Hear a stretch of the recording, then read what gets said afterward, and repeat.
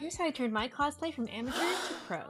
Welcome back to Restore My Cosplay Part 3. If you're new here, I've been cosplaying Gunner Yuna for 13 years and have remade her twice now, so this cosplay has gone through a lot. Today we're upgrading her bag, which is super functional for me at cons, so we're only switching out the hardware. I was originally using the backs of metal button pins for her details, which did the trick, but lacked detail. I hot glued these onto my belt straps so we're ripping them off. I had used studs to create the beading and painted them on after I had glued them with no sealant. Now I'm using a knife to make the holes I already had bigger to fit the hardware through.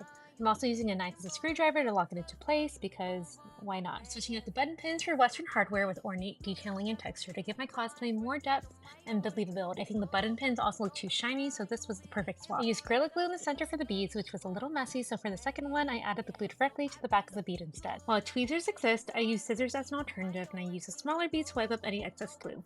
I then use the edge of my glue tube to push it into place. For the second one, I decided to apply a smaller drop of glue to avoid the same mistake. Changing the bead side made this piece look more intentional and dynamic rather than having all the beads the same size.